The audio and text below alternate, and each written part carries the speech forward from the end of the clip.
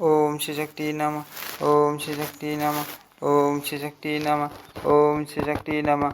अष्टादश अध्याय कौश शाक और पुष्कर द्वीप का वर्णन।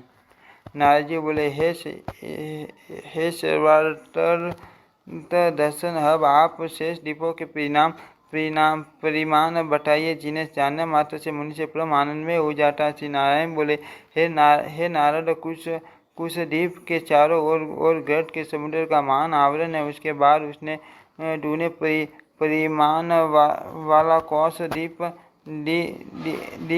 है, जो अपने ही समान विशाल वाले से समुद्र से घिरा हुआ सुशोभित होता है। उसमें कौश नामक पर्वत विद्यमान है, उसके कारण इसका नाम कौश द्वीप पड़ गया। पूर्व काल में स्वामी कार्तिकेय की शक्ति के प्रहार से इसका कटी प्रदेश कट गया था, किंतु श्री समुद्र से सिंचित और वरुणदेव से रक्षित होकर यह पुनः स्थिर हो गया। इस द्वीप के शासक प्रियव्रत पुत्र गर्तपुष्ट थे। संपूर्ण लोकों की वंदनीय उन श्रीमान ने अपने द्वीप को 60 वर्षों में विभक्त करके अपने 60 पुत्रों को दे दिया। इस प्रकार पुत्रों के ही नाम वाले वर्षों के अधिपति रूप में पुत्रों को नियुक्त करके उन्होंने स्वयं भगवान श्री हरि का आश्रय ग्रहण कर लिया। आम मधुरु मेघ पुष्ट सुदामक ब्राजिष्ट लोहितान और वनस्पति, ये उनके 60 पुत्र हैं। उनके वर्षों में 60 पर्वत तथा 7 नदियाँ इस संपूर्ण भूमंडल पर प्रसिद्ध कुशल शुक्ल वर्धमान भाजन उपबरन नंद नंदन और सर्वत्र भद्र ये पर्वत कहे गए हैं। अभी अमृतों का आर्य का तीर्थवर्ती रूपवती शुक्ला और पवित्रवती का ये 7 नदियाँ हैं। इन नदियों का पवित्र जल वहाँ के 4 वर्णों के समुदाय द्वारा पिया जाता है। पुरुष, ऋषभ, दर्विन और देवक, ये 4 वर्णों के पुरुष वहाँ निवास करते हैं। वहाँ के पुरुष जल से भरी हुई अंजलि के द्वारा विविध क्रियाएं करते हुए भक्तिपूर्वक जल के स्वामी जल रूप भगवान वरुण देव की उपासना की इस प्रकार करते हैं। हे जल देवता, आपको परमात्मा से सामर्थ्य प्राप्त हैं।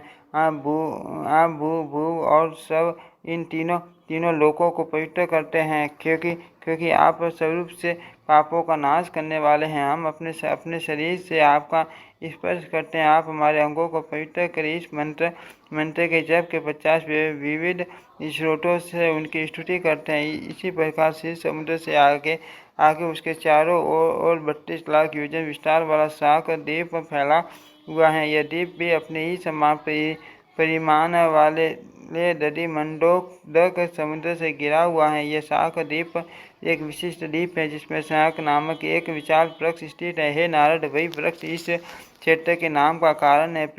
प्रियव्रत पुत्र मेघातिथि उस द्वीप के अधिपति कहे जाते हैं। वे इस द्वीप को 60 वर्षों में विभाजित करके उनमें उन्हीं के समान नाम वाले अपने 60 पुत्रों को नियुक्त कर स्वयं योग गति की प्राप्ति के उद्देश्य से निकल पड़े। पुरोच मनुज पावमान धूमानिक चित्ररेप बहुरूप और विश्वधर्क, ये उनके 60 पुत्र थे।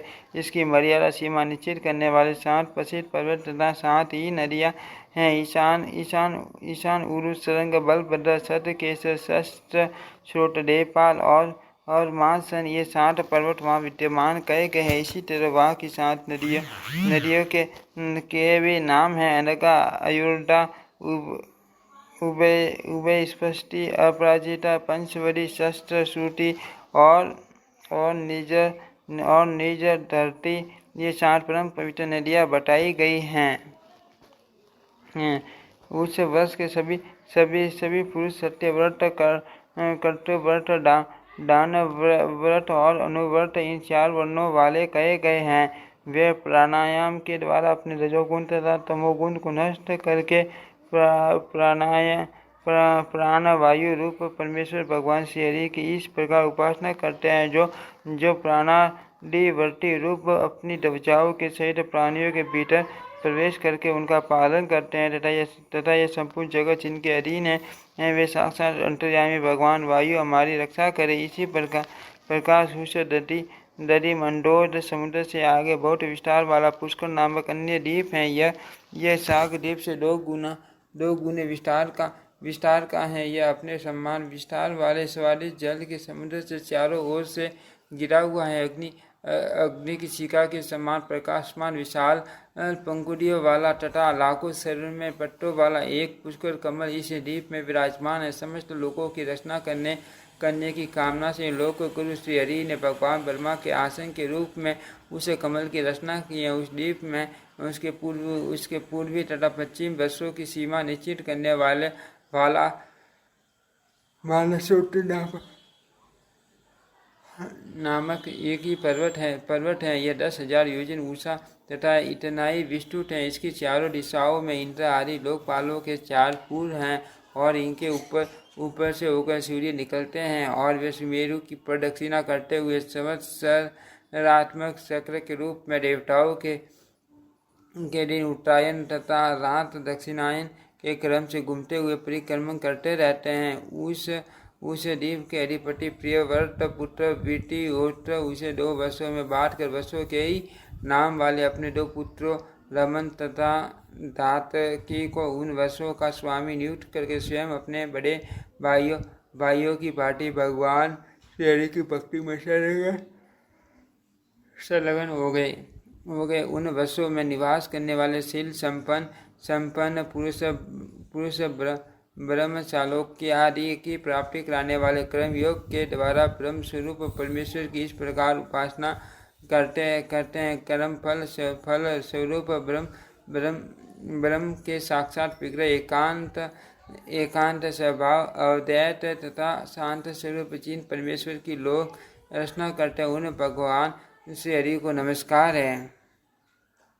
इति श्रीमद्देवी भागवते महापुराणे अष्टादशसहस्रायां संहितायां षष्ठ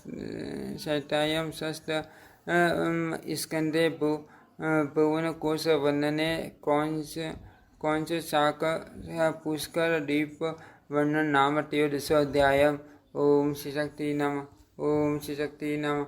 ओम श्री शक्ति।